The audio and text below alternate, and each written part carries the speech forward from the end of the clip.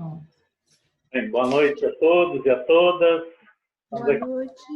Reunidos para mais uma aula com a professora, a doutora Isabela Oliveira. Um grupo esse que foi criado pelo doutor Hamilton, convidou a nossa querida e competente professora Isabela para dividir com todos os seus profundos ensinos, né? Essas aulas ficarão gravadas no grupo de educação sistêmica do Facebook e também no meu canal do YouTube. Alguém tendo alguma dúvida e queira fazer alguma pergunta ou comentário, pode levantar as mãos. Levanta a mão ou coloca lá no chat. O livro que nós estamos agora estudando no momento é Olhando para a Alma das Crianças, do Bert Hellinger. Nós paramos na página 28. O tópico é Ser Vítima. Né? Professora, nós agradecemos aos seus pais por nos presentear com a sua presença em nossa caminhada. Seja bem-vinda, sinta-se abraçada e eu lhe passo a palavra. Muito obrigada, boa noite. Estamos aqui hoje no dia 24 de agosto de 2020, na nossa segunda aula do livro Olhando para a Alma das Crianças, de Bert Hellinger. E agradeço muito a todos vocês que estão presentes aqui. Boa noite a cada um de vocês, ao Geraldo, ao Hamilton, né, ao Marco Aurélio, que estão fazendo essa organização. E vamos em frente, vamos à leitura para a gente não perder tempo e aproveitar os nossos minutinhos, né? E muito agradecida a quem vai ler hoje, a Tamara, né? Muito obrigada, Tamara. Obrigada. Ser vítima. Hellinger. Fiz e ofereci terapias durante muitos anos e descobri que tudo se resume a uma coisa, algo muito simples. A terapia conhece apenas um caminho que leva ao objetivo: conectar alguém à sua mãe ou ao seu pai. Isso é tudo. Com algumas pessoas é mais fácil, com outras um pouco mais difícil. Alguns ficam presos em acusações contra seus pais. Não podemos trabalhar com ninguém que se apresente como vítima. Quem se apresenta como vítima é agressivo contra outros, e estes ficam irritados quando ele se apresenta dessa maneira. Quando ele vai a um terapeuta, acaba o irritando. Coitadinho de mim, você precisa me ajudar. Ai de você se não me ajudar da forma que eu quero. Essa é a agressão, que se esconde por trás dessa postura de vítima. Muitos que já estiveram em um orfanato têm acusações contra seus pais. Dizem, se tivesse sido de outra maneira, teria me tornado outra pessoa. Uma vez fiz um exercício em relação a isso. Uma hipnoterapeuta dos Estados Unidos fez um exercício comigo e com outras pessoas. Ele colocou 3 retângulos no chão, um ao lado do outro. Um representava os pais ideais. Quando ficávamos sobre esse retângulo, possuíamos os pais ideais. A pergunta é, qual é a sensação? Depois, ficávamos sobre o segundo retângulo. Ele apresentava os piores pais que podem existir. Também aqui a pergunta foi, qual é a sensação? No terceiro retângulo, olhávamos para os nossos pais da forma que são. A pergunta, qual é a sensação? E qual foi o resultado? Qual era a sensação? A sensação era a mesma em todos os retângulos, ou seja, todos têm as mesmas chances se as desejarem. Muitos que estiveram em orfanatos ou crianças que foram adotadas sentem-se destinados a fazer acusações contra outros.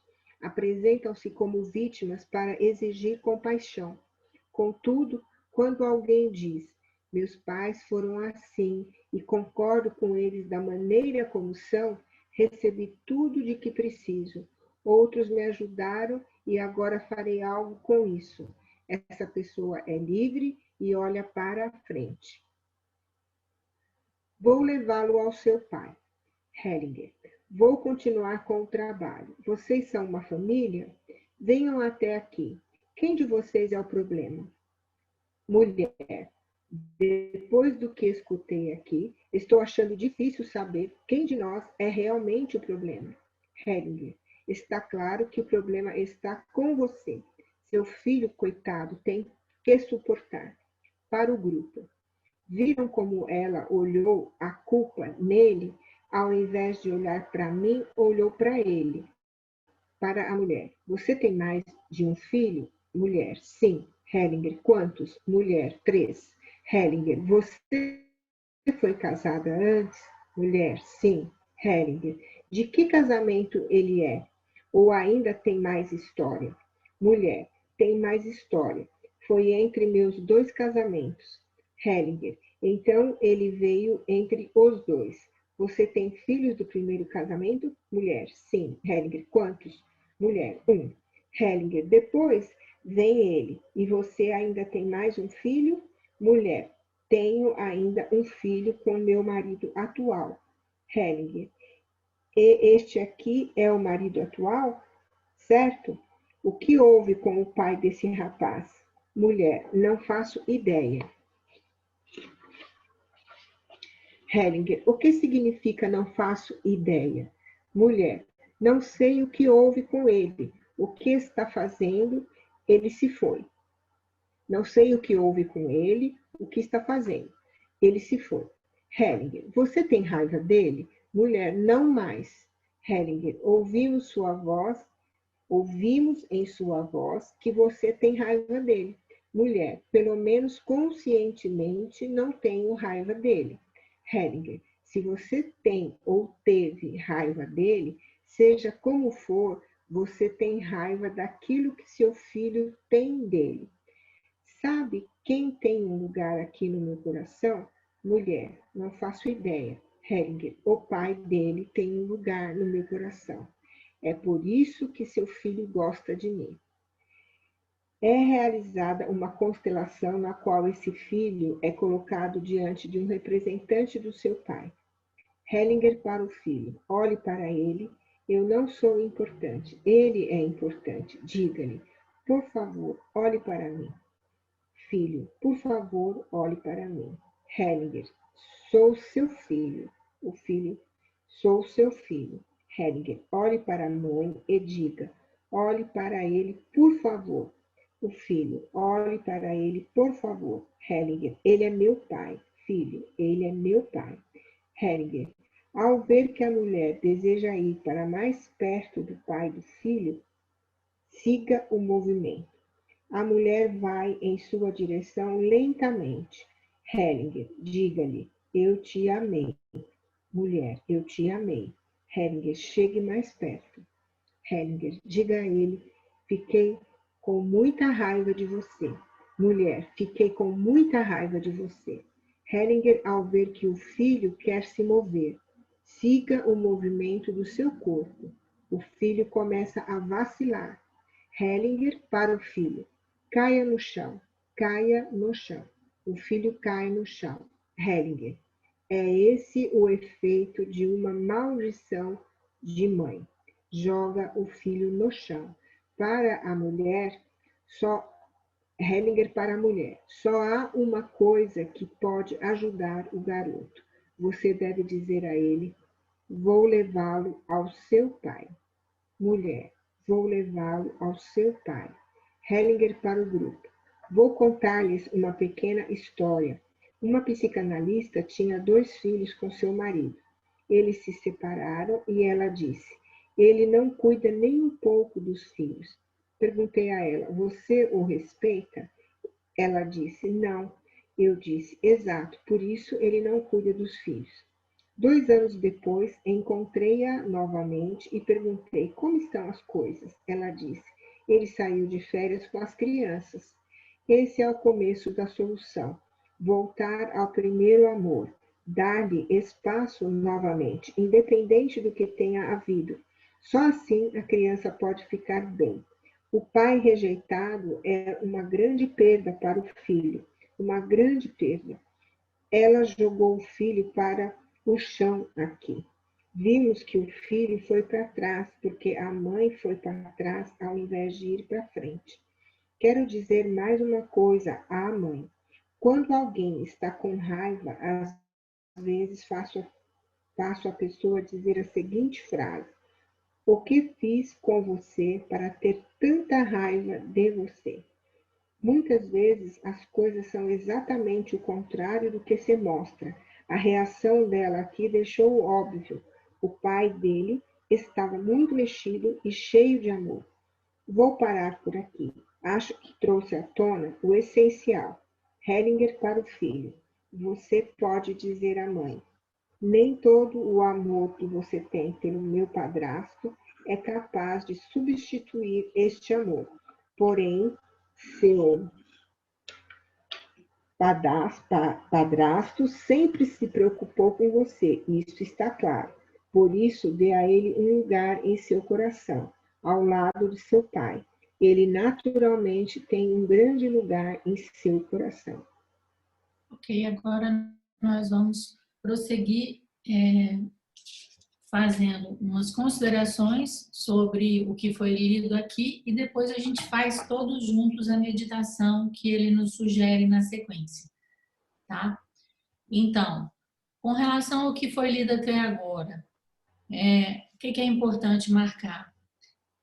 Bert Hellinger fala de uma maneira muito elegante sobre o que é o processo psicoterapêutico. Ele diz o seguinte: a boa psicoterapia, ela tem um objetivo simples: conectar alguém com a sua mãe ou o seu pai ou os dois, mas de um modo geral, principalmente a mãe. E esse foi um dos grandes descobrimentos do Bert Hellinger, pois quando ele trabalhava com o grito primal, que ele fazia o processo de reconexão dos seus clientes com o pai e a mãe, quando ele começou a trabalhar com a constelação familiar, né, que ele denominou de família Misteller, ele viu que o processo era muito rápido. Esse foi o primeiro descobrimento dele de como a constelação familiar fazia com que esse movimento interrompido em relação à mãe se resolvesse muito mais rapidamente. Antes ele trabalhava 6 meses com um cliente, depois ele passou a trabalhar uma semana e depois, hoje em dia, a gente faz isso numa única sessão. Outra coisa importante para o trabalho do constelador familiar é essa ideia que ele traz, que nós não podemos trabalhar com ninguém que se coloque no lugar de vítima, né? Porque existe uma agressão escondida por trás desse lugar de vítima que se revela por trás dessa ideia de que eu sou coitadinho e você precisa me ajudar. Ou seja, quase como colocar uma faca no pescoço do terapeuta, no caso do constelador familiar. E aí vocês também podem perceber, como o Bert Hellinger sempre nos mostra, como existe uma polaridade, uma dinâmica entre vítima e perpetrador, que na verdade, muitas vezes, existe uma agressividade muito grande, não reconhecida nas vítimas. Depois, Bert Hellinger nos traz esse estudo de caso maravilhoso que vocês podem levar para as aulas de vocês, para os workshops de vocês, essa ideia dos 3 papéis no chão, né? Como um para os pais ideais, um para os piores pais do mundo e os outros para os pais da maneira como são. Ou seja, no fundo, a sensação dentro desse exercício que ele nos relatou era a mesma em todos os retângulos, ou seja, em todos os papéis, em todos os lugares. Isso significa o quê? Tudo depende da maneira como nós nos relacionamos com esses pais ou com essa ideia que nós temos dos nossos pais. A grande chave, como vocês já sabem, é concordar com os pais da maneira como são. Isso nos deixa livre, nos permite olhar para frente. Porque enquanto a gente não concorda com os nossos pais, é como se a gente estivesse preso nessa relação, olhando para trás e não olhando para frente como a vida deve seguir. Então, de maneira simples, ele nos traz algumas frases que, na verdade, não são as frases em si que são importantes, mas as atitudes, as posturas que estão por trás delas. Então, por exemplo, meus pais foram assim, concordo com eles da maneira como são.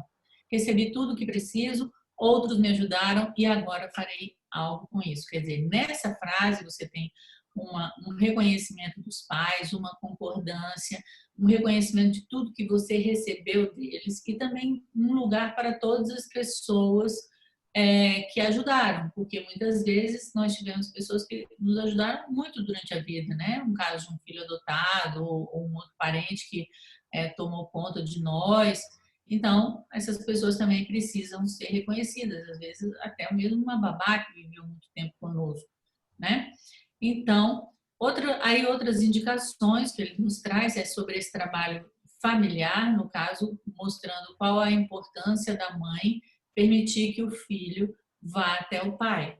E de que maneira, quando uma mãe tem ou teve raiva do pai, né, você passa a ter também, a pessoa passa a ter também a raiva do que o filho tem do pai. E isso acontece não só no caso da mãe, mas também no caso do pai. E então, nosso trabalho também na prática, na educação, né, que nós levamos as pessoas por meio da filosofia de Bert Hellinger, também tem a ver com esse dar-se conta de como os sentimentos, as atitudes dirigidas aos parceiros afetam os filhos, né? E outra coisa muito importante, né, desse trabalho que ele nos indica aqui é de que maneira o terapeuta, o constelador vai trabalhar. Ele vai trabalhar justamente dando um lugar para a pessoa que o cliente exclui, seja o pai, seja a mãe, seja o marido, né? E ele coloca sempre de maneira muito clara e também muito direta e muito dura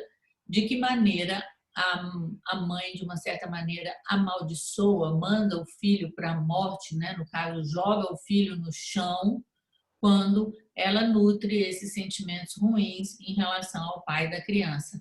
Quando ela não respeita o pai não cuida dos filhos. Né? O começo da solução, e o começo da solução não só para esse caso, mas o começo da solução de um modo geral, vem do retorno àquele momento do amor. Né? Seja no caso do movimento interrompido em relação à mãe, né, ou em relação ao pai, ou em relação ao parceiro. Aí você pode dizer assim, mas foi um estupro, ou foi uma relação abusiva. É quase como se esse retornar a esse amor fosse retornar, muitas vezes, aquele momento onde houve uma união de dois seres e uma entrega a algo maior que permitiu a concepção. E, por fim, é muito importante, e isso é uma indicação muito preciosa para o nosso trabalho como constelação familiar, é que, de um modo geral, é ao contrário de como as coisas se apresentam. Então, se uma mulher tem muita raiva do ex-marido, o que é que eu fiz para você para ter tanta raiva de você? Não foi o que você fez para mim para eu ter tanta raiva de você. Ou seja, o que eu fiz para você, para que eu tivesse raiva de você. Muitas vezes um não reconhecimento, né? Ou outras situações que podem acontecer dentro de um casal. Alguma pergunta, algum comentário com relação a isso? Podemos passar para a meditação.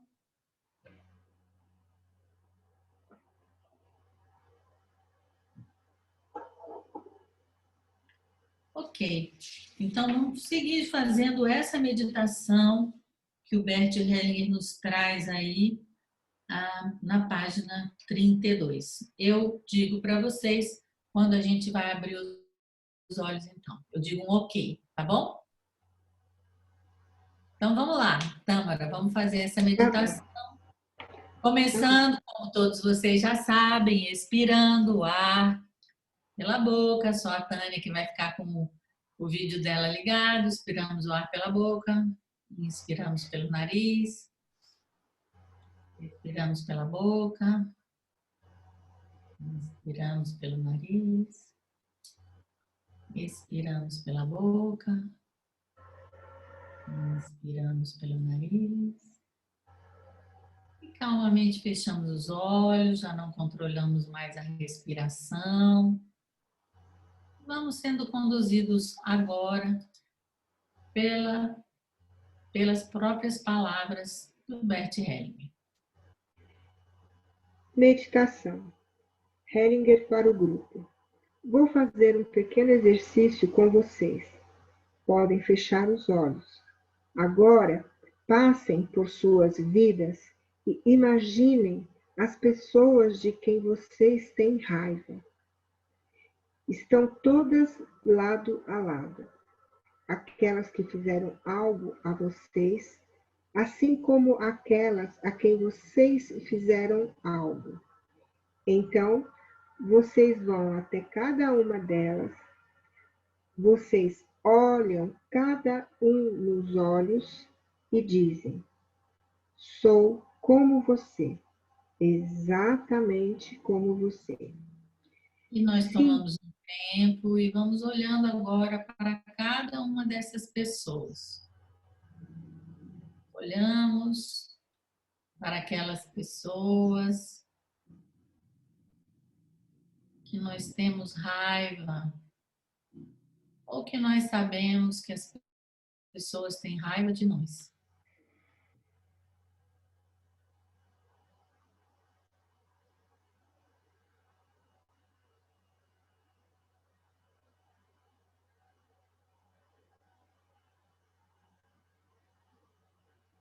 Sou como você, exatamente como você.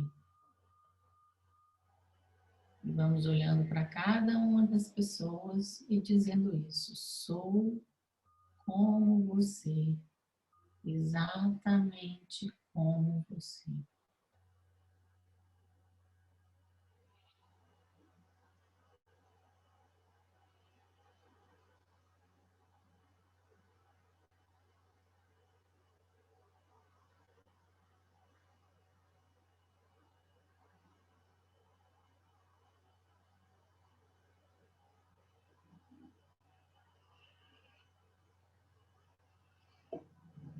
Então, o que acontece em suas almas ao dizer isso?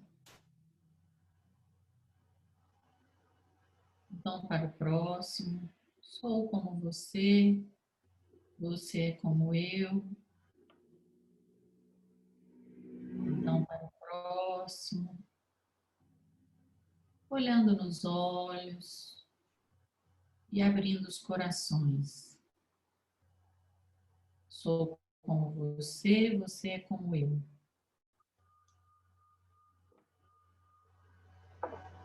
Quando tiverem feito isso com todos, vocês se viram com eles para o horizonte.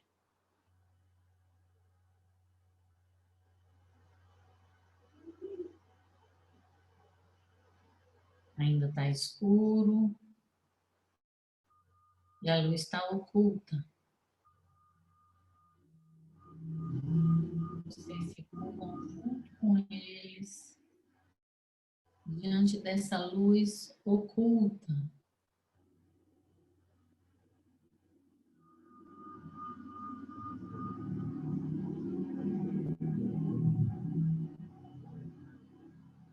Ok. Normalmente vamos expirando pela boca, inspirando pelo nariz, expirando pela boca, inspirando pelo nariz, expirando pela boca. Abrimos os olhos e prosseguimos com a leitura.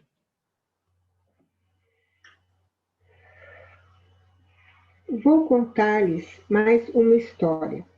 Há 17 dias viajei até o mar da Galileia, em Israel. Foi nesse local que Jesus proferiu o Sermão da Montanha. Um lugar maravilhoso, muito tranquilo e cheio de paz. Lá Jesus disse: bem-aventurados os defensores da paz, porque serão chamados filhos de Deus. E falou: amai a vossos inimigos, fazei bem aos que vos odeiam, porque meu Pai, que está no céu, também faz com que o seu sol se levante sobre maus e bons, e a chuva desça sobre justos e injustos. Todos conhecemos isso. Na viagem de volta, fiquei imaginando: O que acontece em uma alma que se abre para isso? O que isso significa exatamente? O que sentimos dentro da alma quando atingimos isso? O que deve ocorrer? Então me veio uma frase: amar significa reconhecer que todos os outros são iguais a mim, diante de algo maior. Humildade significa o mesmo. Perdoar e esquecer também. Reconhecer que todos os outros são iguais a mim diante de algo maior. Isso foi um complemento a essa constelação. Tudo de bom para vocês. Os educadores. Gostaria de dizer algo com relação aos educadores que atuam em um orfanato. Quando ajudam demais, a criança fica com raiva. Os educadores ajudam com distância, ajudam principalmente substituindo os pais. É importante que os educadores se coloquem abaixo dos pais. Quando se colocam acima deles, como se fossem melhores que os pais, os filhos ficam com raiva. Hoje de manhã, isso pôde ser visto de maneira muito bela em uma constelação. O pai da criança havia se colocado atrás do orfanato. Por um lado, havia se esquivado de suas responsabilidades. Por outro, estava posicionado atrás do orfanato. O orfanato podia se apoiar nele. Isso foi útil e belo. Se a ajuda é dada às crianças de orfanatos nesse sentido, tranquilamente e em sintonia com os pais, e se as crianças podem tornar-se como os pais, elas se sentem seguras. As crianças desejam tornar-se como os pais. Quando alguém diz a elas, seu pai era um bêbado, ou algo parecido, não seja como seu pai, se tornará exatamente por fidelidade a ele. É esse o efeito na alma desse tipo de influência vinda de fora. Não, a criança quer se tornar como seu pai. O filho diz a seu pai, quero me tornar como você. Então o pai olha para ele com amor e diz, você também pode fazer as coisas um pouco diferente de mim. Isso libera a criança para se desenvolver fora da influência dos seus pais. Aqui também vale a mesma coisa, refletir sobre o que torna uma pessoa grande. Tudo aquilo que o torna igual aos outros o torna grande.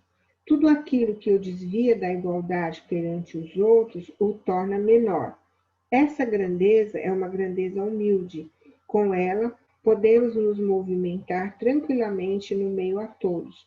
Quando alguém se faz maior, os outros não o querem. Fazer-se maior gera agressão, assim como fazer-se menor. Aquele que age como igual em meio a iguais é bem visto em todos os lugares a que chega. Eu por você. Heringer. Ok, agora continuaremos com o trabalho. Quem gostaria? Para uma moça de um orfanato, já maior de idade, quer vir agora? Heringer. Após ela dizer que sim, conhece seus pais? Moça, sim, ambos, meu pai e minha mãe. Hellinger, são de onde? Moça, meu pai é dos Estados Unidos, Alabama, e minha mãe é alemã. Hellinger, como é a relação dos seus pais? Moça, na verdade, muito boa. Hellinger, que bom, estão juntos? Moça, sim. Hellinger, por que você foi para o orfanato? Moça, porque não me entendia com meu pai. Hellinger, você brigou com ele? Moça, sim, eu não via outra opção. Hellinger, quem mais estava com raiva dele? Moça, como assim com raiva? Hellinger, estou apenas perguntando. Moça, não me entendia com meu pai, não sei o motivo. Hellinger, você tem irmãos? Moça, sim, uma irmã. Hellinger, mais velha ou mais nova? Moça, mais velha. Hellinger, algum de seus pais teve outro relacionamento antes? Moça, meu pai já foi casado. Meu pai já foi casado. Hellinger, essa outra mulher, como ela é? Moça, não a conheci. Hellinger, quem é ela? O que falam sobre ela? Moça, que ela é tailandesa. Hellinger, era tailandesa? Seu pai viaja pelo mundo? Moça, não. Ele foi soldado no Vietnã, passou férias ou serviu em outros lugares também, não sei direito. Hellinger, ok. Vamos ver o que podemos fazer por você. Vou colocar 2 pessoas. Você já tem ideia de quem eu vou colocar? Estou sempre conectado àqueles que são excluídos. Quem é o excluído aqui? Moça, não faço ideia. Hellinger, a tailandesa é a excluída. Imagino que ela tenha raiva do seu pai. Você a representa, por isso você brigou com seu pai. Não porque você tenha algo contra ele, mas porque a tailandesa tem algo contra ele. Você se identificou com ela? Você se identificou com ela. Esta é a imagem que tenho. Naturalmente, preciso checar isso. Além da moça, Hellinger escolhe um homem como representante de seu pai e uma mulher como representante da tailandesa. Para os representantes, confio completamente em vocês que irão seguir exatamente aquilo que se passa em suas almas. Começa a constelação. Hellinger para a moça como reação ao que foi mostrado na constelação. Seu pai não é muito amável em relação a ela. Sabe o que isso significa? O que vemos na constelação? Ele a estrangulou. Hellinger para o grupo. A tailandesa se esconde atrás dela e a cliente assume suas agressões. Vemos isso em seus punhos fechados. Ela assume aquilo que a primeira mulher reprime. Hellinger, após um instante para a moça. Diga a ela, vou me vingar por você. Moça, vou me vingar por você. Hellinger, eu sou a grande aqui. Moça, eu sou a grande aqui. Hellinger, e você é apenas a pequena. Moça, e você é apenas a pequena. Hellinger, sua pobre tailandesinha. Moça, sua pobre tailandesinha. Hellinger, vou consertar isso. Moça, vou consertar isso. Hellinger, após um instante. Ajoelhe-se agora e diga a ela, você é a grande aqui. Moça, você é a grande aqui. Hellinger, eu a pequena. Moça, eu a pequena. Hellinger escolhe uma representante para a mãe da moça e a coloca na constelação. Diga ao seu pai, ela é minha mãe. Moça, ela é minha mãe. Hellinger, ela é a única certa para mim. Moça, ela é a única certa para mim. Hellinger, não tenho nada a ver com suas outras mulheres. Moça, não tenho nada a ver com suas outras mulheres. Hellinger, sou apenas a criança aqui. Moça, sou apenas a criança aqui. Hellinger, por favor, olhe para mim como sua filha. Moça, por favor, olhe para mim como sua filha. Hellinger, e me tome como sua criança. Moça, e me tome como sua criança. Hellinger, diga isso à mãe também.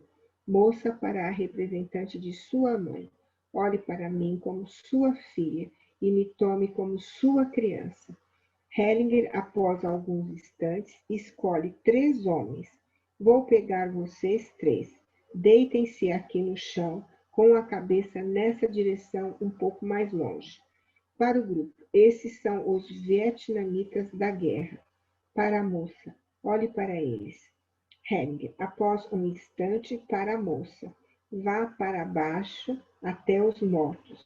Vá para baixo até os mortos. Hellinger, após um instante, para o pai da moça. Diga-lhe, eu assumo isso. Pai da moça, eu assumo isso. Hellinger, você não tem nada a ver com isso. Pai da moça, no caso para a filha, você não tem nada a ver com isso. Hellinger, após um instante, para o pai. Deite-se junto. Para a moça, levante-se e a mãe também. Curvem-se as duas. Hellinger para a moça, diga-lhe, querido papai. Moça, querido papai. Hellinger, por favor, seja amável se eu continuar viva. Moça, por favor, seja amável se eu continuar viva. Hellinger, após um instante. Como é para o pai? O pai demonstra que não pode mais ser amável. Hellinger para o pai. Diga à sua filha, não consigo mais. Pai, não consigo mais. Hellinger, a culpa é grande demais.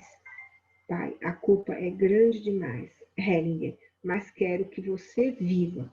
Pai, mas quero que você viva. Hellinger para a moça.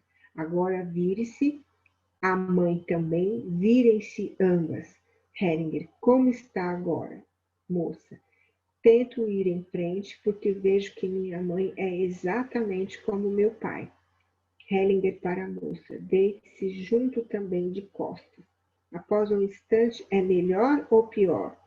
Moça, melhor. Hellinger. Isso, levante-se agora, olhe para o seu pai e diga a ele: eu morro para que você viva. Moça, eu morro para que você viva. Hellinger, vou carregar isso para você. A moça, vou carregar isso para você. Hellinger, após um instante. Como é isso para o pai? Pai, isto está errado. Hellinger, diga-lhe, isso não é da sua conta. Pai, isso não é da sua conta. O que eu faço é problema meu. Hellinger, diga-lhe, suma daqui. Pai, suma daqui. Hellinger para a moça. Agora pode ir para a frente. Após um instante, ok, pai, já é suficiente. Hellinger para a moça. Como você está agora? Moça, um pouco melhor. Hellinger para os representantes. Os mortos devem se levantar agora, a tailandesa também. Fiquem atrás dela, um atrás do outro. Para a moça, apoie-se nela. Para a moça, apoie-se nela. Isso, feche os olhos e respire fundo. A bênção vem daí. E agora também do seu pai. Hellinger, após um instante, para a moça. Como você está agora, cliente? Melhor. Hellinger, ok. Isso é tudo. Obrigada a todos. Para o representante do pai, e principalmente a você, agora vou lhe mostrar como você pode se tornar você mesmo de novo. Imagine o pai dela e curve-se bem levemente diante dele. Depois vire-se para o outro lado. Ok, muito bom. Para o grupo. Esse foi um bom exemplo de que todos somos iguais. Agora chegamos à grande política mundial. Deixem passar mais uma vez por suas almas aquilo que disse sobre a diferenciação entre bom e mal, ou melhor, sobre a não diferenciação entre bom e mal. Todos são vinculados a algo do qual não podem escapar. É o que eu disse sobre o amor das crianças. Isso ficou claro aqui e pode ser visto muito frequentemente em famílias em que o pai esteve na guerra ou esteve vinculado à guerra. As vítimas também pertencem à família. Vou dar um exemplo. Havia um rapaz nos Estados Unidos, um tipo meio malandro, disse que seu pai havia sido um herói, havia ajudado a conquistar a ilha de Iwo Jima. Estava na companhia que fincou a bandeira americana lá após duras perdas. Coloquei os companheiros do pai mortos em combate. Também coloquei 5 representantes das vítimas de Iwo Jima, vítimas dos americanos. Ele foi atraído para eles. O pai permaneceu completamente rígido, mas o filho foi fortemente atraído para os companheiros mortos de seu pai. Não consegui ajudá-lo, então coloquei o filho de frente para o pai e fiz com que dissesse a ele: vou até eles, o que você fizer não me importa. Ele disse. Estava fortemente ligado aos mortos do seu pai. O pai só amoleceu depois de olhar o filho nos olhos e ver o que lhe havia causado com sua rigidez perante os mortos. Então, pôde respeitar os mortos e, junto com seu filho, se afastar deles. Vimos algo parecido aqui. Para a moça, seu coração não pertence à tailandesa, mas aos mortos. Você os representa na família, mas eles devem ir até seu pai e seu pai até eles. Você é pequena demais aqui. Gostaria de dizer mais uma coisa nesse contexto. A consciência familiar segue a lei segundo a qual todos que pertencem têm direito de pertencer. É por isso que nessa consciência não há distinção entre bom e mal. Aqui também vale a outra lei. Os que vieram primeiro têm precedência em relação aos que vieram depois. Quem vem depois nunca deve se envolver em algo feito por quem veio antes. Quando alguém faz isso, fracassa. O que quer que você faça, se você se matar por expiação pelo seu pai, o que quer que você faça é à toa. Não ajuda ninguém, mas você tem a sensação de que é grande e inocente. Todo herói que fracassa tem a sensação de ser grande, mas depois estará entre os mortos assassinado. O que adiantou toda a sua grandeza? Você sabe um pouco de inglês. Na obra de Shakespeare existe o Falstaff, o gordo, um personagem estranho. Ele deveria ir para a guerra, mas ficou para trás. Era um covarde e por isso sobreviveu. Um grande guerreiro que lutou destemidamente morreu e foi enterrado. Falstaff disse: assim termina o herói, mas eu, covarde, sobrevivo. Ele era esperto, não era corajoso, mas era esperto. Então você pode morrer corajosa ou viver covarde. Falando mais precisamente, você pode viver culpada ou morrer inocente. Se você morrer pelo seu pai, se sentirá inocente. Se permanecer viva, talvez se sinta um pouco culpado. Só conseguimos sobreviver com culpa. Consegui deixar claro? Ok, então viva. Ok, muito obrigada. Okay. Então, vocês viram que linda a meditação que o Bert Hellinger nos presenteou. Essa é uma meditação para a gente realizar com muita frequência. E Bert Hellinger, ele dizia uma coisa muito linda no final da vida dele. Ele dizia assim: como é que você está? E ele falava: cada dia mais pleno. Por quê?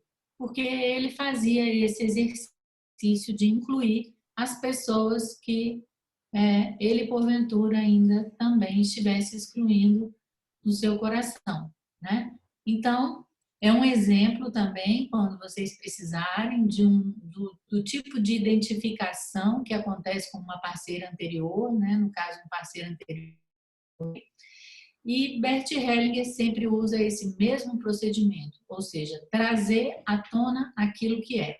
Quando a pessoa está identificada com uma ex-companheira do pai, o que acontece? Ela não está no lugar dela, ela está no lugar de uma pessoa que veio antes inclusive que a mãe. Portanto, é uma pessoa que também está desconectada da sua mãe e fazendo, como vocês puderam ver, uma vingança do seu pai, né, por esta mulher, ou seja, fazendo uma transferência. Então, uma maneira de se fazer essa desidentificação, né, que ela é essencial para sair desse amor cego para um amor que vê, é voltar para o lugar certo. Ou seja, esta mulher é grande, ela é pequena. Ao mesmo tempo, fazer a reconexão com a própria mãe. Você veio antes, mas a minha mãe é a única que é certa para mim. Fazer também a reconexão com o pai, porque ficou claro que ela fazia tudo isso. Na verdade, não era porque ela não gostava do pai dela e brigava com o pai dela.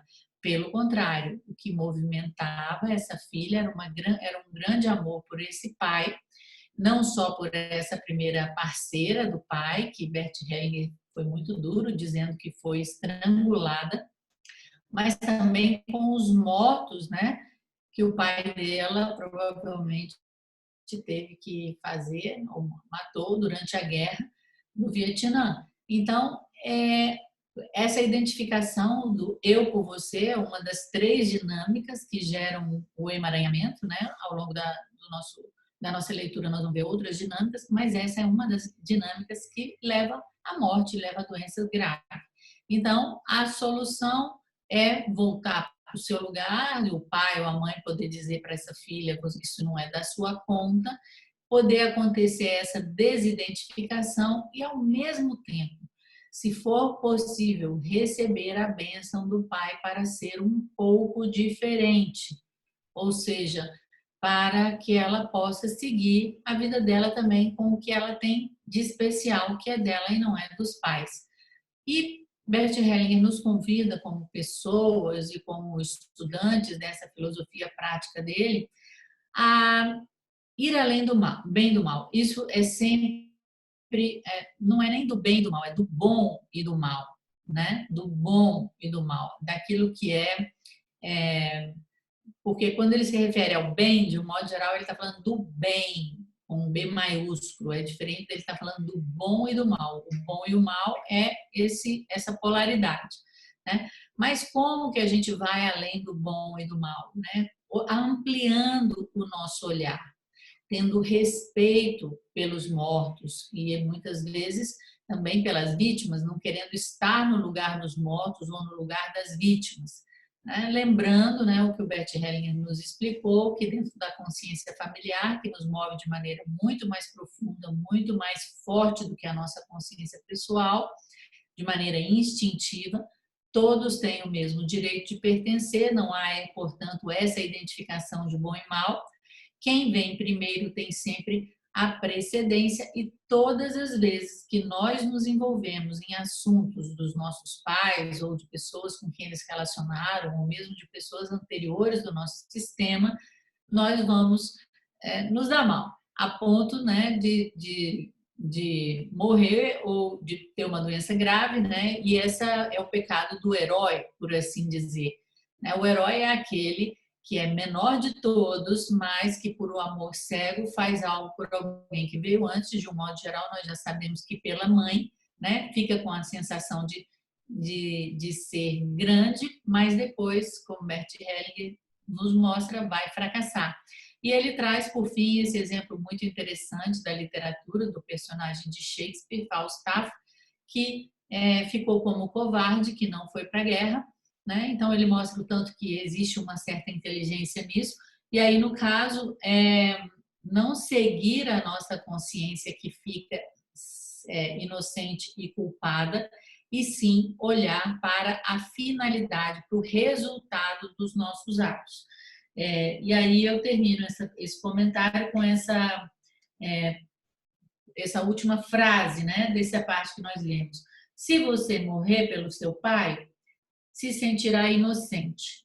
Se permanecer viva, talvez se sinta um pouco culpada. E aí vem a frase que eu acho que é mais importante. Só conseguimos sobreviver com culpa. Então, essa busca de não sentir culpa é uma busca de uma infância ideal, de uma manutenção no seio ideal da família. Mas, como adultos, nós só conseguimos sobreviver com culpa. Alguma pergunta ou comentário? Professora, eu, Geraldo. Ali na meditação, lá embaixo ele diz lá, então me veio uma frase, amar significa reconhecer que todos os outros são iguais a mim diante de algo maior. Humildade significa o mesmo, perdoar e esquecer também. O que ele quer dizer no perdoar aí nessa frase? É sempre esse o nosso ponto, né, Geraldo? Porque nós temos um conceito cristão, de um modo geral, do perdão. O conceito de Bert Hellinger do perdão é diferente. Ou seja, quando eu estou perdoando uma pessoa no sentido do senso comum, por assim dizer, eu estou numa posição onde eu sou grande. Eu posso perdoar o outro. Ele me fez algo tão terrível e eu perdoei o outro. Mas não é isso. O perdão verdadeiro que ele nos coloca é somos iguais. Eu te perdoo não porque eu sou grande, eu sou bom e eu sou muito bom mesmo a ponto de te perdoar, mas eu te perdoo porque eu sei também que eu sou pecador. Então essa é a ideia desse perdão. É um perdão que é um perdão humilde, que é um perdão amoroso, é um perdão que parte de um outro lugar. né? E aí vem também o outro conceito que às vezes gera dúvida, né? Que é esquecer. É, na verdade, esquecer desta diferenciação de que eu sou bom e você é mal, de perceber que eu, como vítima, também tive a minha parte de responsabilidade naquilo que aconteceu, né? E ficar com a sua parte de responsabilidade, com a sua parte de culpa, e aí poder falar assim, olha, eu esqueço porque, no fundo, diante de algo muito maior, que é a realidade, nós somos pequenos grãos de areias, nós não sabemos de onde viemos, para onde vamos. Seria essa a ideia. Deu para ficar claro? Obrigado. E aqui tem uma outra pergunta da Mariane Cristina Plotkax, a gente não consegue falar o nome dela. Professora Isabela, esta transferência seria um exemplo de dupla transferência? Então, o que é a dupla transferência? É quando acontece um fato no passado entre duas pessoas, né? Então, digamos que a avó brigava com o avô. E aí existe uma transferência para a neta que briga com o marido, ou seja, eu transfiro a pessoa e os sentimentos que estão associados a esta situação, ou seja, eu transfiro duas coisas. E como é que eu reconheço uma dupla transferência? Geralmente é desconectado. Então, o marido é todo bonzinho com essa mulher, mas ela fica muito irritada com ele. Na verdade, ela está transferindo algo, tem uma desconexão com o que acontece na realidade. A dupla transferência não é fácil de ser identificada. Então, no caso dessa menina, ela pegou o quê? Ela pegou o sentimento da mulher em relação ao pai e transferiu, ficou no lugar dessa mulher e transferiu para o pai. Não é uma dupla transferência, porque a pessoa ainda continua sendo a mesma, o pai, né? Então, ela simplesmente transferiu da primeira companheira para ela, mas o objeto continuou o mesmo, continuou sendo o pai. De um modo geral, essa dupla transferência ela acontece numa outra geração e com um outro objeto, entende? Outra pessoa para esse sentimento. Ok? Mais alguma dúvida, algum comentário? Beleza, então vamos em frente com consciência leve.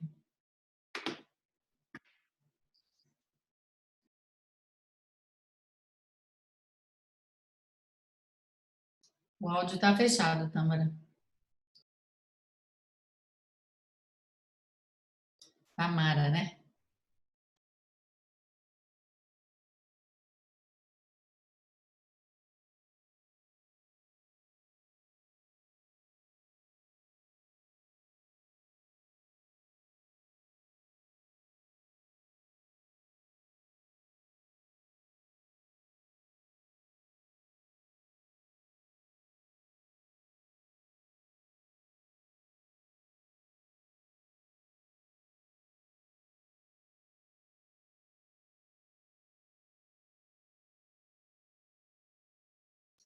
Não está saindo o som.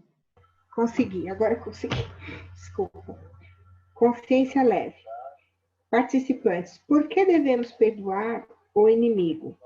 Não, Hellinger, não o perdoamos. Participante, o senhor não disse isso hoje de manhã? Hellinger, tornamo-nos como ele. Participante, o que isso significa? Hellinger, tornamo-nos como ele, e então não precisamos perdoá-lo. Reconhecemos que somos iguais. Bom e mal. Talvez possa explicar sobre bom e mal nesse contexto. Isso é algo com o que você se preocupa, o bom e o mal. A pergunta é: existe algo bom? Existe algo mal?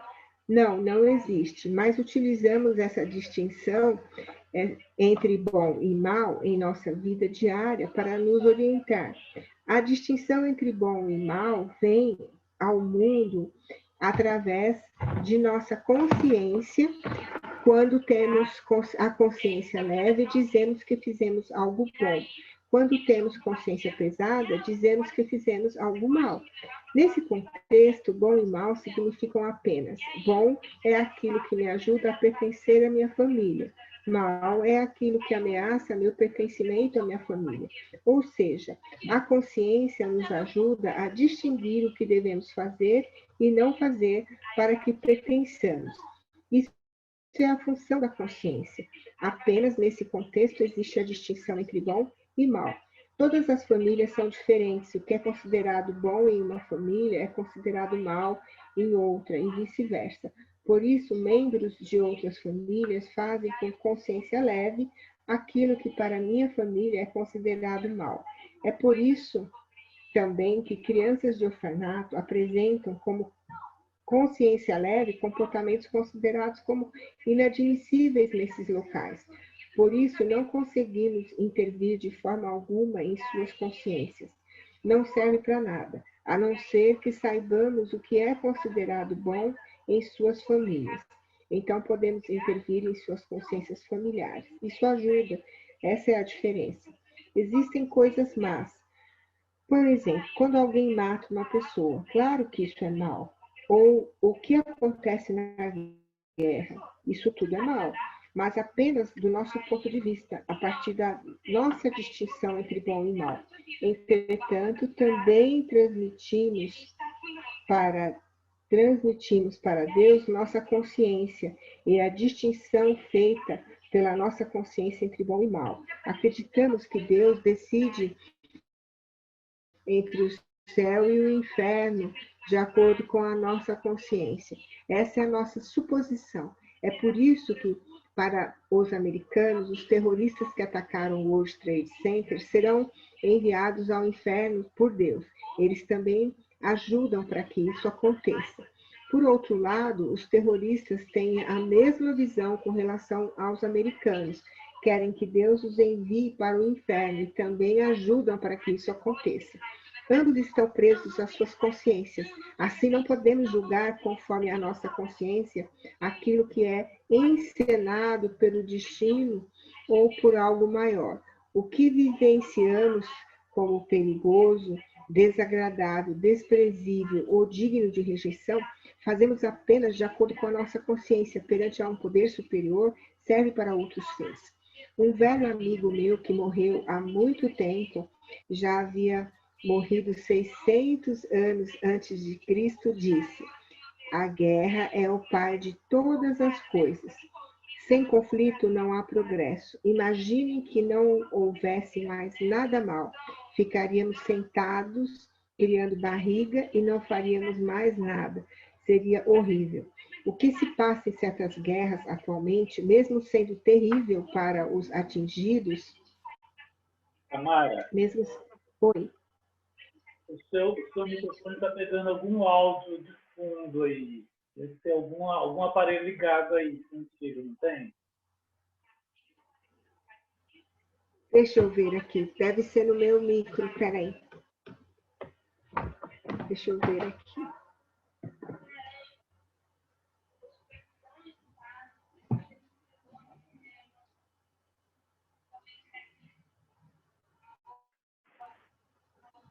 Deixa eu ver. Deixa eu tirar o seu Pega fone. ainda? Pega ainda? Tá pegando? Eu não sei mais. Acho que conectei com alguma... Que alguém pode ler? Talvez alguém possa ler, continuar lendo. Eu vou tentar ver o que eu posso fazer. Porque não acho que áudio. Eu posso ler? Então tá bom, eu vou desligo aqui, é melhor. Qual que é a página?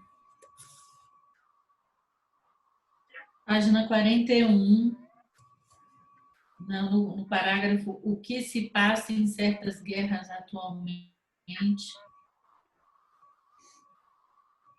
Ok, achei. O que se passa em certas guerras atualmente, mesmo sendo terrível para os atingidos, é uma bênção para o mundo. Todos têm de se reunir, precisam fazer alianças em direção ao outro que antes. mesmo quando tomamos partido, a favor de um lado e contra o outro. Descobrimos, depois de um tempo, que tudo serve a uma causa maior. E o poder que comanda isso não é piedoso, ele nos desafia. Por isso, também devemos ver os agressores a serviço de um outro poder. Todos os agressores são conscientes. Seus tios mataram alguém conscientemente. E aqueles que executaram seus tios o fizeram com consciência limpa. Todos agiram com consciência limpa. Por isso, é difícil fazer a distinção. No final, somos todos iguais diante de algo maior e podemos esquecer essa diferença entre bom e mal. Somente quando estamos prontos para olhar para esse contexto maior, podemos instituir a paz e compreender os outros. Principalmente, podemos compreender as crianças na maneira especial como se comportam. Nós as confiamos a esse poder maior. Essa é uma possibilidade de lidar com elas. O israelita, sobre quem falei hoje de manhã, cuja irmã foi atingida, não conseguiu se desvencilhar da irmã internamente. Ainda se encontrava no estado de choque da ocasião e havia o risco de que se seguisse sua irmã. Fiz um exercício com ele e no final ele tomou sua irmã morta nos braços e olhou-a com amor. Ele a coloca, por assim dizer, nos braços de Deus. Depois retorna e a deixa lá. Também podemos fazer isso com os maus. Isso se chama amor ao inimigo. É completamente diferente de um mandamento. É a compreensão de que no final somos todos iguais.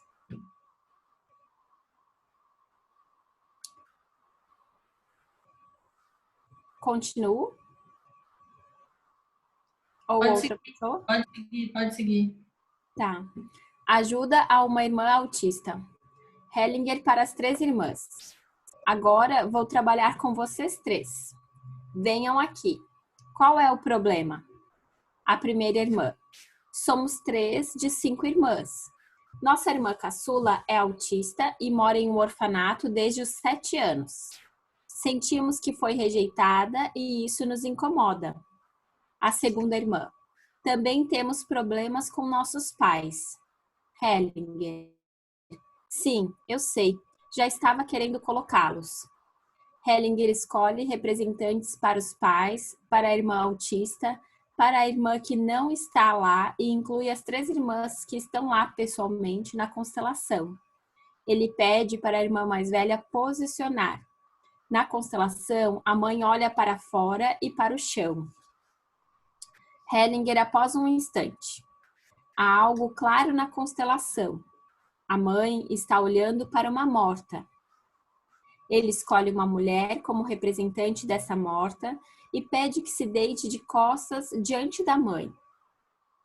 Hellinger, após um instante, para a irmã autista. Vá com o seu movimento do jeito que vier. A irmã autista vacila e, em seguida, deita-se no chão ao lado do pai. Hellinger. Vá com o movimento. Pode ir para o chão. Hellinger para a primeira irmã. Sabe quem é a morta diante da mãe? A primeira irmã. Minha mãe tem 2 irmãs mortas, gêmeas que morreram no parto. Hellinger escolhe mais uma mulher e a coloca deitada ao lado da primeira morta. A mãe se ajoelha diante delas. Depois, Hellinger pede à irmã autista que se deite do lado dessas mortas. Enquanto isso, o pai se vira para as mortas no chão e para a criança autista. Após alguns instantes, a criança autista se levanta. Hellinger, após um instante, para a mãe. Diga à sua filha autista. Minhas 2 irmãs têm um lugar em meu coração. A mãe. Minhas 2 irmãs têm um lugar em meu coração. Hellinger. Agora elas têm um lugar. Mãe. Agora elas têm um lugar. Hellinger pede que as 3 irmãs se movam para o lado. ao lado do pai, que também se posicionou mais distante. Todos olham para a mãe e para as mortas. A irmã autista se levantou. Uma das irmãs da mãe quer acariciá-la, mas a criança autista balança a cabeça. Após alguns instantes, Hellinger pede à mãe que se deite ao lado das mortas. Ele pede à irmã que primeiro se posicione em frente ao pai e depois vá para junto das irmãs. Depois coloca o pai diante de suas 5 filhas. Elas estão posicionadas conforme a sequência de idade. Após um instante, Hellinger escolhe uma mulher como representante do orfanato e a posiciona à direita do pai, a uma certa distância. O orfanato se aproxima lentamente da irmã autista. De repente, essa irmã segura a cabeça com as 2 mãos e grita alto. Depois, deixa as mãos caírem. Hellinger: esse foi o escape do autismo. Para a primeira irmã: ainda há alguma coisa na família. Isso não basta. Você sabe o que é? A primeira irmã: o irmão do pai morreu com 1 ano e meio, durante a fuga da Pomerânia. Ele morreu de fome. Hellinger: o irmão do pai? Sim. Primeira irmã: sim. Hellinger escolhe um representante para esse irmão do pai e o coloca à sua direita. O pai toma o irmão cuidadosamente nos braços. Em seguida, Hellinger pede à irmã autista para ir também até o irmão morto do pai. Ela vai até ele lentamente, toma-o nos braços e o segura. Primeiro, ele desaba. Depois, se endireita. A irmã autista segura suas mãos e olha-o nos olhos. Após um instante, Hellinger leva a irmã autista para o lado de suas irmãs. O irmão do pai, morto precocemente, se vira para ele. Os dois se olham com carinho. Hellinger posiciona a família na ordem. O irmão morto do pai ao seu lado, a mãe com suas irmãs mortas à esquerda de seu marido, as irmãs em ordem de idade diante dos pais. Ele pede que a representante do orfanato se sente. Hellinger para a irmã autista: como está agora?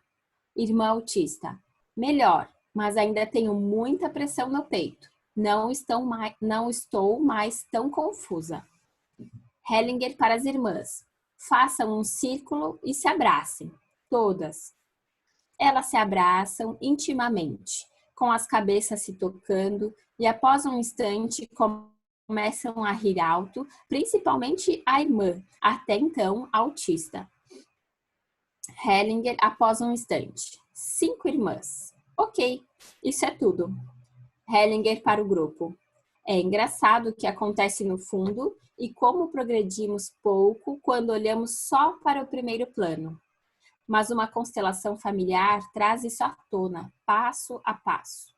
O importante, naturalmente, é que o olhar se amplie quando lidamos com algo assim, ou seja, não olhar para o que está imediatamente próximo, mas para o que se encontra por trás.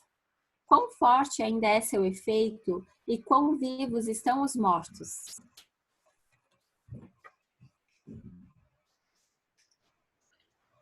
Pode seguir. Não pode seguir até o final de curiosidade, por favor. Tá. Perguntas. Participante: no momento do grito, você disse que havia sido a saída do autismo. Isso significa que a criança poderia tornar-se saudável? Hellinger: é preciso ouvir exatamente o que digo. Eu disse, esse foi o escape do autismo. Podemos ver isso. Eu não sei o que realmente acontecerá quando perguntamos: o que você fez agora irá realmente ajudar? O que se passa em sua alma? Você está em sintonia ou a sintonia foi interrompida? Participante: quando faço perguntas, não estou em sintonia. Hellinger: exato. Contudo, a pergunta não atua somente na sua alma. Ela também atua dentro do sistema. Perguntas curiosas interferem nos movimentos da alma. Por isso, é importante a discrição total. Eu também gostaria de saber como ela está, pois a tive em meu coração. Contudo, não me atrevo a fazer isso. Sempre que desejamos alcançar algo específico, na psicoterapia, no trabalho social ou nos orfanatos, no momento em que um objetivo específico é definido, as coisas dão errado. Sempre dá errado, porque me coloco no lugar de um movimento maior, querendo passar em sua frente ou forçar-lhe algo. Nesse instante, perco o contato. Aquilo que nos comanda, essa alma maior, visa a propósitos maiores do que nós. Quando confiamos nela, alcançamos algo bem maior. Planos. Imaginem que eu tivesse feito planos sobre tudo o que pretendo fazer hoje. O que teria atingido? Nada, nada mesmo. Isso só funciona a partir da sintonia. Por isso, foi importante você ter feito essa pergunta, para que pudéssemos discorrer sobre o que é provocado por essas pequenas coisas que consideramos tão triviais, como, por exemplo, perguntar. Na psicoterapia e nos orfanatos, muitos perguntam: o que acabou de acontecer? Por que isso ou aquilo? Essas perguntas atrapalham os movimentos da alma, enquanto que, quando simplesmente estamos lá em sintonia, isso é emanado imediatamente. Há uma força tremenda nisso. Os chineses chamam isso de atuar sem agir. Eu sempre me distancio. De repente, após me distanciar, me vem uma frase ou o próximo passo. Então digo ou faço isso, sem saber para onde isso me leva. Depois, espero mais um pouco. Assim, as coisas vão se desenvolvendo passo a passo. Nunca podemos prever o que vai acontecer. Você deve imaginar o seguinte: da mesma forma que os representantes aqui sentem de maneira direta o que acontece na família, a família sente de maneira direta o que se processa aqui. As soluções que encontramos aqui atuam sobre a família. A curiosidade. Há uma história de Colônia, uma cidade alemã. Havia duendes por lá. Eles trabalhavam maravilhosamente bem em silêncio. Até que uma mulher quis saber o que eles eram. Aí, tudo acabou. É um belo exemplo. É a mesma coisa aqui. Essa descrição externa é cheia de respeito. Esse respeito inspira algo na alma, abre um espaço. Enquanto que, em uma pergunta, a alma se contrai e pergunta: o que ele quer de mim agora? Mas ninguém pergunta o que o sol quer de nós. Ele simplesmente brilha. Então, deixo que ele brilhe sobre mim. Ok, muito obrigada. A gente vai ficar até aqui. Eu vou falar brevemente do que nós vimos nessa parte, né? Bert Hellinger nos trouxe aí um grande exemplo sobre como funciona a nossa consciência restrita, que fica leve, pesado, e ele começa essa parte perguntando, né, por que a pessoa pergunta, né, por que perdoar o inimigo? Aí Bert Hellinger responde: não perdoamos, tornamos-nos como ele. Então, não precisamos perdoá-lo, que foi o que a Geraldo tinha perguntado, né? E depois ele vem discorrendo sobre essa questão da dualidade do bom e do mal, e ele nos pergunta: existe algo bom ou mal? Né? No nosso cotidiano, nós utilizamos essas categorias para nos orientarmos, né? E fazemos de acordo com a nossa consciência algo que parece bom, que é aquilo que nos ajuda a pertencer ao nosso grupo, e o que é mal, aquilo que ameaça o nosso pertencimento. E nós evitamos fazer, mas muitas vezes, como vocês já sabem, somos movidos por algo muito maior. Né? Como todas as famílias são diferentes e aquilo que atua nas crianças, por exemplo, de um orfanato não é o que está acontecendo no orfanato, por assim dizer. Claro que atua, mas o que mais atua, o que é mais forte são os emaranhamentos da família. de origem, muitas vezes essas crianças e outras crianças agem, fazem coisas que parecem inadmissíveis de boa consciência. Mas ele faz um alerta também que existem coisas más, né? Por exemplo, alguém mata, tem uma guerra, mas essas coisas que parecem ser más, elas são más apenas dentro do nosso ponto de vista pequeno, porque dentro de uma coisa ampla, dentro da vida, isso a gente não pode chamar de mal. E isso é um exercício constante. Agora mesmo nós tivemos no Brasil o caso dessa menina que foi estuprada, que ficou grávida. Então, esse exercício de ir além do bem e do mal, ele é um exercício constante dentro do nosso dia a dia, né? E nós também precisamos estar atentos a de que maneira que nós transferimos essa diferenciação entre bom e mal para Deus, ou seja, nós reduzimos Deus àquilo que nós entendemos pelo que nós experimentamos através dessa consciência restrita, né? Então, isso ele deu o exemplo dos terroristas no World Trade Center, que tanto os americanos acham que os terroristas vão para os infernos, como os terroristas acham que os americanos vão para o inferno, ou seja, é o exemplo da consciência restrita levando à morte, né? E muitas vezes nós não podemos rejeitar aquilo que parece indesejável, desprezível, né? Porque existe algo maior. Esse é todo o nosso caminho de amplitude, né, de crescimento pessoal, de ampliar nossa visão, de ampliar o nosso amor, né? E aí eu gostaria de fazer uma pergunta para vocês. Quem é esse velho amigo que ele se refere aqui? Eu tenho um velho amigo que nasceu, que ele coloca aqui quantos anos antes de Cristo? Eu quero ver quantos anos ele coloca. Quem é esse velho amigo? Eu quero saber se vocês sabem. Um velho amigo meu que morreu há muito tempo, já havia morrido 600 anos antes de Cristo, disse: a guerra é a pai de todas as coisas. Quem é esse velho amigo dele? Buda. Hã? Buda? Não. Não? Não. Ele faz muitas referências a essa pessoa na obra dele, mas ele muito raramente ele disse o nome. Pitágoras? Não. Algo maior? Não, é Lao Tse.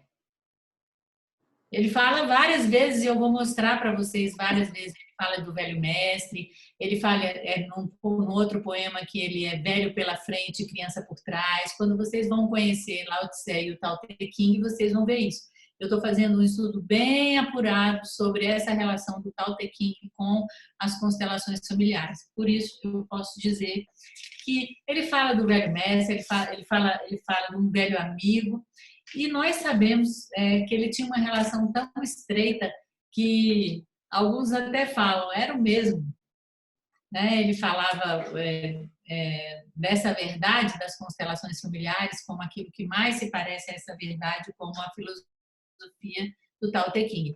Então, ele fala muitas vezes sobre esse velho amigo, esse velho mestre. Né? Guerra é pai de todas as coisas, sem conflito não há progresso. Então, de uma certa maneira, essa paz que não existe, essa paz sem guerra, não é algo que está dentro da real essência. Se reconhece o lugar da guerra também, né? Então, ele fala que, inclusive, imagine se não houvesse nada mal, não faríamos mais nada. Ou seja, existe um motor, como no símbolo do Yin Yang, do Tao, onde eu tenho a guerra e a paz e algo maior que vai além dessa dualidade, né? Então, a gente traz essa compreensão, essa ideia de que tudo serve a uma causa maior, e esse poder maior, ele não é piedoso nos termos humanos, ele nos desafia a todo momento, aí além dessas diferenças, né? E também a olhar para o contexto. E aí, dentro de uma perspectiva gestáltica, né? Ou seja, eu tenho figura e fundo, eu estou olhando para o pai e a mãe, eu estou olhando para a criança, eu estou olhando para a doença, então eu preciso olhar para o pano de fundo,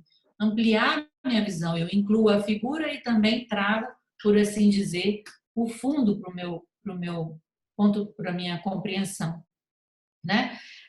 E foi muito interessante. Depois ele traz aí esse exemplo de uma ajuda para uma irmã autista.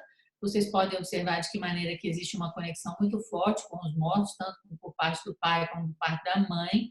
né? E ele fala mais uma vez nesse exemplo como progredimos pouco quando olhamos só para o primeiro plano e o quanto que é importante olhar e ampliar o olhar, né, para esse plano de fundo, transgeracional. E sempre prosseguindo passo a passo, que é o que acontece dentro da constelação familiar. Ele não coloca lá todo mundo de uma vez, ele não faz todas as perguntas, eu vou um passo atrás do outro, os passos que vão se revelando, né? E aí depois ele vem falar sobre a questão das perguntas, da curiosidade, dos planos, né? De que maneira essas perguntas que são fúteis, elas destroem, de uma certa maneira, a alma, interferem nos movimentos da alma, e também de que maneira que quando a gente deseja alcançar algo específico, as coisas estão erradas. Então, assim, eu quero aquela pessoa, ou este tipo de relacionamento, ou este emprego, ou esta vida. Então, todo o nosso trabalho é um trabalho de limpeza dessas imagens, de purificação dessas imagens, de nos abrir para algo maior, né? E aí também ele fala de novo, vai de novo para o Tao Te Ching, né? Que ele fala assim, que as perguntas atrapalham o movimento da alma, que seria estar simplesmente lá, essa postura, né? Que ele também faz uma referência a essa postura quando ele conta a história de Jó e dos amigos de Jó, mas depois ele vem e traz atuar sem agir. E ele fala uma compreensão dos chineses, né? Que é o trabalho do Wu Wei, ou seja, o caminho da não ação, né? Então, isso vai mostrando, porque Bert Hellinger ele não conta as suas influências, ele vai deixando pistas que a gente vai encontrando ao longo do caminho, tá? Então, muito cuidado com a curiosidade. Aqui nós temos, então, como postura do nosso trabalho como consteladores familiares, uma descrição com respeito. Então, agradeço a todos vocês, sinto muito mais uma vez pelo atraso e deixo aí um desejo de boa semana para todos, muita gratidão às meninas que ajudaram aí com a leitura de hoje. Obrigada. Obrigado, professora Isabela, por disponibilizar seu precioso tempo com a gente. Essa aula maravilhosa. Muito obrigado a todos e a todas por poder manter esse campo sempre em alerta, sempre erguido. E até a próxima segunda-feira, no mesmo horário. Obrigado, boa noite. Boa noite.